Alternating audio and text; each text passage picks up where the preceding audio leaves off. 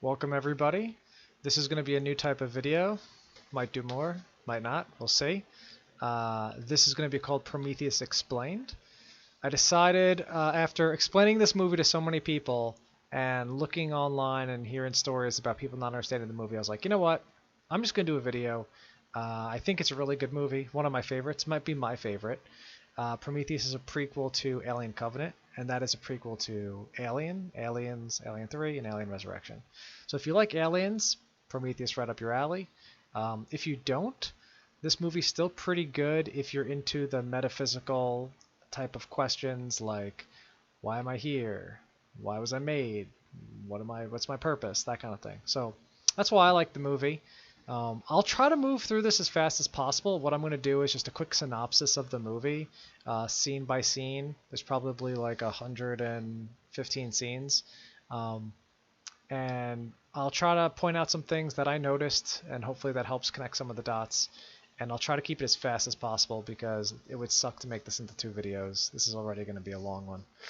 So strap in, get excited, and if you've watched the movie first, this will be a good refresher. If you haven't watched the movie, I'd say please just stop this for a second and watch the movie first. Don't listen to all my comments before you watch the movie and ruin it a little bit. So without further ado, let's go. And I'm not a huge YouTube fancy guy, so you're going to get scene by scene like this.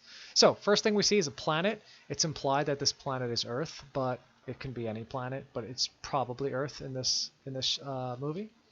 And one thing to note here that we see is there's plants on the planet. Looks like Earth. There's vegetation there already. We don't see any people. We don't see any animals. And the first thing that we kind of really see is this big ship. And you'll notice this ship is different than the derelict ship later in the movie. And it's also different than the ship in Alien. So this is a different type of ship from the engineers. And you can see here there's different types of engineers. This is actually the only scene in the movie I included that's a deleted scene. And I felt like it had to be included because it brings more context to the movie. And what you see here is just a bunch of different types of engineers, and they're presenting a bowl to this chosen engineer. And the chosen engineer is essentially on the planet, and he is going to sacrifice himself to seed life. And you can see the spaceship flying away, and he consumes the what we know later on is called the black goo, but he consumes a drink, and that drink essentially decomposes him into the water, and they deconstructs him down at the DNA level. And what's really interesting is that it transitions to this first scene. That's why I put it to start. This is actually really iconic. I probably could have cut it a little bit better so you get the full word, but it's implied that they're giving life to the planet. So you can see cells being created, and their DNA is intrinsically in this planet. So then we kind of cut to later on in the future, and you see a cave painting by the 2 main characters, Shaw and Holloway. They are a couple or married, not exactly sure, but they're definitely together. And you can see there's a big guy here pointing to the stars. And what we learn is that that's a cave painting where engineers were pointing to a planet in a solar system. And that's what they found. We then cut to being onto the ship, the Prometheus, and I kept this clip in just to show destination undisclosed, because this implies, and it actually directly tells you, that this is not public knowledge. And that's important because, as you know, I'm even wearing the Weyland shirt right now. Weyland in the Alien movies is a very big company that owns a lot of stuff, and so there will be things they do that's not privy to the public. First person we meet, besides Shaw and Holloway, is David. David is probably everybody's favorite character. Michael Fassbender is an incredible actor. And what he's doing here is he's essentially looking at Shaw's dreams. And this is important because him and Shaw have a very strong connection in this movie. And it's also important because when you find out that David is an android, most movies don't portray androids as curious. And this would be a trait of his. He's curious. So he's learning about how people dream and why they dream. And in the dream, we essentially learn, I just took a clip from the dream, but we essentially learned that Shaw's mother died to Ebola, and how Shaw is religious. I'm pretty sure she's Christian because she has a cross in the movie. And one of her famous lines in the movie is, "That's what I choose to believe." And this dream is actually a past memory of when she asks her father, where does my mother go? And he says heaven or paradise. And she says, how do you know? And he says, that's what I choose to believe. So she kind of, that's her motto in this movie. I kept this scene. Everybody's in hypersleep right now, still. But David goes to pick up a piece of crumb on the ground. And it's just to highlight that David is observant. That's a very important characteristic for him in the movie. So far we've essentially saw the engineers seeded life on a planet, potentially Earth. Then later on, Holloway and Shaw found this solar system that the engineers were pointing to. They didn't know they were engineers, but big giants are pointing to. And now we're on a ship going there. Oops, wrong way.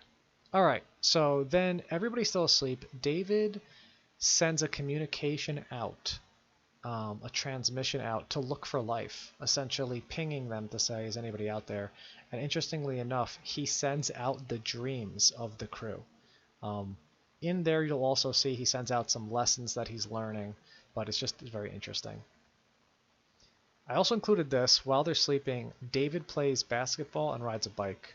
Again, those are things that involve fun, and you would assume a computer or an android wouldn't have any understanding of fun. And this is important because later on you'll find out that David's one of a kind, and this is what makes him special. This is another piece of it. So David watches Lawrence of Arabia. If you haven't seen that movie, it's essentially about a guy, Lawrence, who feels like an outsider, and he doesn't really fit in. And David feels like a connection with that character in the movie, and he actually changes his hairstyle to be that of Lawrence in the movie. And he also, well, let me see if I have another. Yeah, so he also in here recites a quote from the movie, and in the movie there's a trick with a match, and he says, how did you do this trick? How did you put out the match with your fingers? And Lawrence says, like this, and it burns the guy, and he says the trick is not minding that it hurts. And David resonates with this because at some point you need to make tough decisions or painful decisions to do something. So he definitely is in on that. All right, then everybody wakes up, and Vickers is the first one up. I included this scene because everyone else gets up and they just start throwing up from hypersleep. She gets up and she's doing push-ups, so she is a tough cookie, and she doesn't really take anybody's crap. So this is Yannick.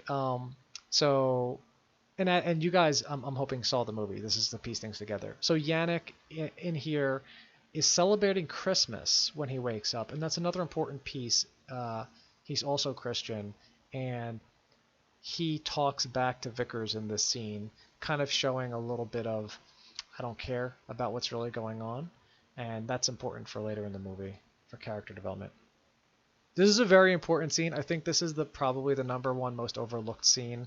I just included one, I guess, image of this, but this is Milburn and Farfield, and they're waking up eating, and Milburn on the left is a biologist and wants to get to know everybody, and he wants to be friends with this guy Farfield, Fifield, I guess, who's a geologist. And Fifield has nothing to do with it. He's like the cool kid on the bus, I don't want to be friends with the nerd. So Milburn wants to do everything he can to impress Fifield, and this is the start of their relationship as well. All right, so then we get to the speech from Weyland. He essentially talks about his son David, who is an android. So Weyland made David. He does not reference his daughter, who's also there, and you can tell there's some angst in between there, but you don't know yet that she's the daughter, Vickers. And he essentially says, I'm dead, and this is a mission that Shaw and Holloway are in charge of. And that's not truly accurate, and that's why there's some angst in here. Shaw and Holloway get up. They show all the different civilizations where they found these giants pointing to stars. And they essentially say that these star systems are not visible with the naked eye. So primitive humans wouldn't have been able to understand where this was. But we did, and we finally arrived there. So they arrived in the solar system, and they're on one. They're going to go to one of the moons, the moon that could sustain life. And it's interesting because one of the unanswered questions in the movie is, was that depiction of the engineer pointing to the solar system a trap, or was it an invitation? So in the movie they say invitation, but you don't really know. Okay. Let's see. I forget what I wrote for this one here. Alright, we'll just skip it. Oh, yes. I included this. This is just David thinking. That's why I didn't have any notes on it. David is an interesting character, and he questions decisions of humans. And the way they were speaking, he's questioning here, which is important because he will defy them later on. Vickers asked to meet Holloway and Shaw after the presentation to essentially say, I'm the boss around here. You know, you're not really in charge. You're just on board because you helped find the place. So again, David sends additional transmissions, and he also learns a bunch of languages, primitive languages, to speak to the engineers. They are getting to the atmosphere of the planet, and it's a similar atmosphere of Earth, but more CO2, so it's poisonous. And as they're approaching, David says, another quote from Lawrence of Arabia, there's nothing in the desert and no man needs nothing. And that quote is repeated at the end of the movie. And it's got some good points to it, so I'll leave it at that, and we'll touch it at the end. So they get to the planet, and they see this group of buildings, which are essentially ships, in a straight line. And Holloway says, God doesn't build in straight lines, let's pull up over here. And the reason I included this image was because you can tell there's room for other ships. So there were other ships that took off prior, and the one they're going to go to is the one that was going to take off next. Once they land, they essentially get told there's only a few hours of daylight left, and Holloway is so excited. He says, let's get down there, let's check out what these engineers are all about, let's go. And that turns out to be a poor decision, but you know, he wants to go in and he's excited. So they get into the ship and they start mapping it. Farfield is a geologist, and this is one inconsistency in the movie. He's a geologist, but he also maps the ship. I guess that's just because maybe as a geologist you map caves and stuff. But it was a little far-fetched, but I'm okay with that. Somebody had to map the ship. So these little orbs go around and they map the walls, they map the ship, so they know where to go. And they essentially get to a part of the ship where there is water dripping and there's breathable air. And Holloway says they were terraforming here. And you'll notice later on that that's incorrect. They weren't actually trying to terraform the ship. The ship itself had this sort of breathing chamber that fed oxygen throughout the ship. So similar to how we carry oxygen on our spaceships, these advanced engineers had a way to just process water and turn it into oxygen and make the atmosphere breathable. I didn't include, let me see if I included it in here. Yes, I included this scene. It's really hard to see. And it's really fast, but it's important. They're walking through the ship after they go through the place where there's breathable air, and they take off their helmets. And Farfield says it's negative 12 degrees in here. Why is the water not frozen? And Milburn, who is the biologist who again wants to impress this guy, says like, okay, maybe it's like Martian pee. And Fifield, I keep saying Farfield. Fifield just continues to mock him and says like, oh, this guy doesn't know anything. This biologist, why do we bring him? Kind of an attitude. So their relationship is growing through here. So then there's a panel on the wall in this ship, and David touches it, and you see sticky stuff between his fingers, which we will later find out is engineer blood, which is not a good sign. And this panel, David then turns to access, and I believe, yep. So he accesses the panel by touching it because he could read their language. And the idea is they're very similar to humans, and possibly they came back to Earth a few times, right? That's why the engineer was in the painting. So there's a possibility that the languages are similar enough that David could have learned it. And he turns on the replay for the ship, like the black box. So the replay essentially shows the engineers running away from something in their spacesuits, which is kind of important. They're not just running away regularly.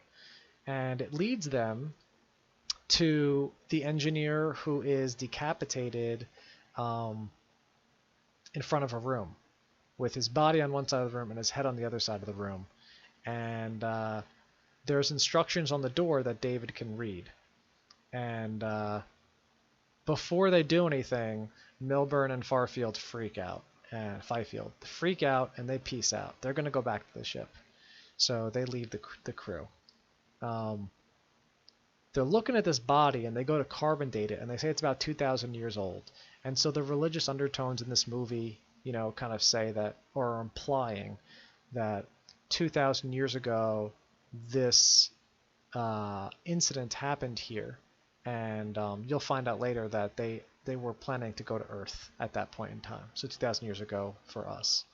You'll see also a ladder, which I included in the picture because the engineers are incredibly tall and very built.